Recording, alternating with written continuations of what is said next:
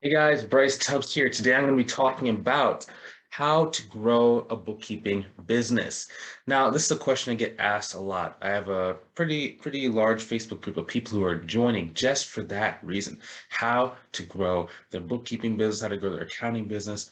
They're basically the same principle. So I want to really just dive into this and really open your eyes into what we need to be looking for in order to grow and what stops most people from growing. So if you are making these mistakes, you can avoid them yourself and just start moving forward really quickly.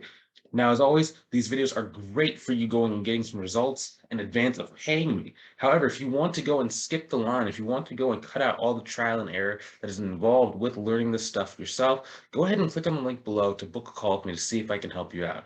Okay, it's one of the best calls you're going to take this year because I'm going to not only sit down with you, see exactly where you are, see where do you want to go, and then I'm going to outline the path of what is the road for success look like for you to reach your goals.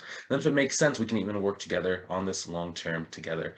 So if that's you, go ahead and click on the link inside of the description below or in the comment section. I'd love to talk to you soon. Now, anyways, let's kind of get back to this thing. So how to grow your bookkeeping business. Now, the thing that you need to be focused on is really thinking about putting yourself out there. So the big mistake I see people making is they're trying to put their business out there. So I was on a call yesterday with a student inside the mentorship program, and she was saying, I was trying to do some posts and like doing some posts, and I was, doing this, and I was like, what are you doing? I didn't tell you to post. She said, what do you mean? I was supposed to try and get my business out there. I said, no, that's a common misconception.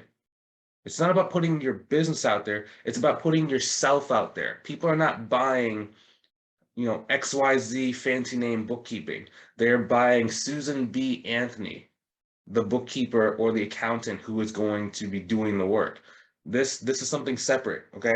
And that's cool if you long term, if you have clients, you're just trying to build trust inside the community. But when you're first getting started and you need to make money, it's about putting yourself out there. I have students inside the program, like JT was at like 12 grand a month before he even started posting content on his Facebook page. He posts pretty consistently now because he's a VA that does it. When he got started, he didn't have any posts going out and he made it 12 grand a month. How is he doing that? It's because he was putting himself out there. He put himself out there so much harder than 90% of people. He put himself out there harder than I did. Like when I was looking at his LinkedIn account, like his conversations would be like, do you need some help? Do you need some help? Do you already have this in place? What are some of your challenges? Why are you ignoring me? Let's do this thing. Hey, you want to talk? Like it was just repeatedly attacking. When I first saw it, I was like, whoa, that's way too intense. He'd be messaging people every 2 weeks trying to get them on a phone call. And I'm like, whoa, that's way too intense. But it worked. It's because he was not afraid of what people thought about him or what he said. He did not care about if he got a no or someone blocked him or if it didn't work out or if they said don't talk to them. Like it didn't matter. That is the ultimate embodiment of growing a bookkeeping business. Like he hit 12 grand a month in under 7 months. When we first got started, he was at $300 a month. But he was at 12 grand 7 months later. And that's not clean up 12 grand, that's recurring revenue of people who are paying him $12,000 per month every single month within 7 months. Because every single day he was putting himself out there. And even then, it wasn't like every single day, because there were certain days when I'd come and he'd just be like, oh, I just didn't do it today. Or he had too many calls he was taking that week. And so he just paused, right? But it came from him going and attacking. It's not about posting. It's about literally just putting yourself out there. Now, to go back to that example of the mentorship student last night, I had to kind of realign her with the fact that, so she's been kind of sick for the past couple, like probably 3 weeks. So things are kind of hazy with her, with the stuff we've been talking about. But last week, what she did, or I think it was like a couple of days ago, she went and she messaged people on her LinkedIn from this process we use called like LinkedIn spearing.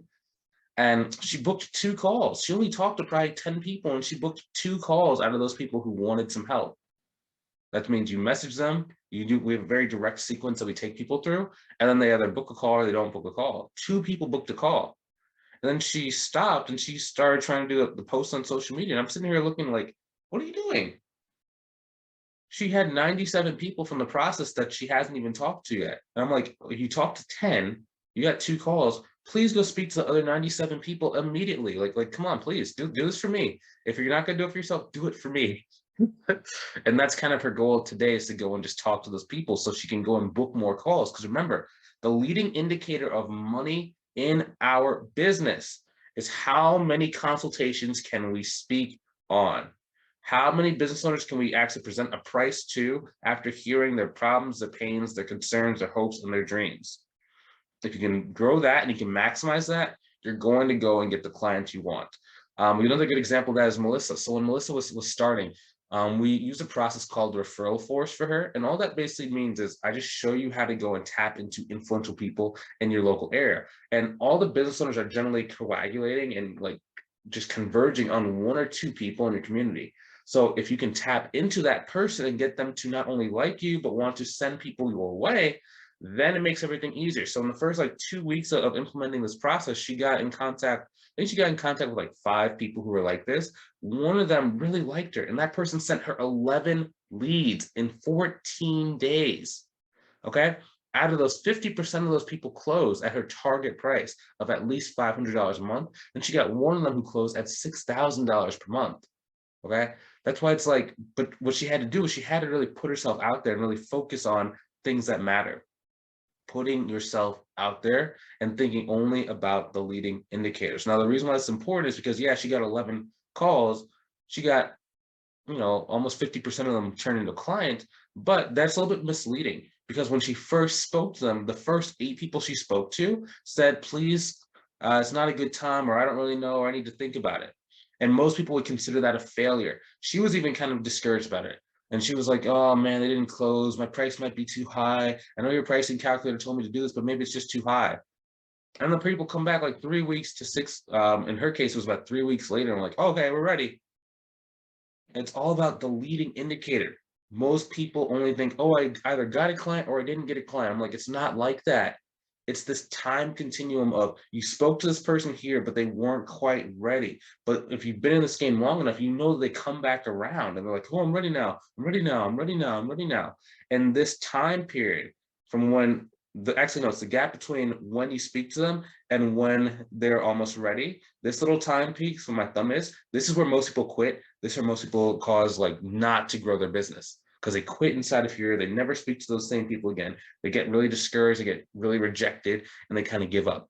Instead, you got to focus on just booking more meetings, getting better at closing those meetings. You're going to make way, way, way more sales. Now, hopefully you enjoyed this video. That's the number one thing of how to grow your bookkeeping business. Leading indicators, putting yourself out there. Okay, now, along with this, guys, like there's a lot of trial and error that's going to go with this. So even if I give you like everything, like we're talking all this different thing on the channel, there's still trial and error because you have to go in front of the people. You have to work out the kinks of your presentation. You have to practice your elevator pitch. You have to design your elevator pitch. You have to get it like, trial and error. Now, if you want to skip all that trial and error, if you value your time more than you value money, go ahead and click on the link below and book a call with me. Again, on that call, we're going to look at where you are right now. Where do you want to go? And thirdly, if I think I can help, I'm going to outline what that process looks like of us working together to go and reach that goal in the shortest time period possible. So if that's you, go ahead and click the link in the description below and book your call. Now, remember, guys, as always, successful people value time more than money. People who struggle hold on to all their money, and they waste all their time. Who are you becoming? And I'll talk to you guys soon. Have a great day.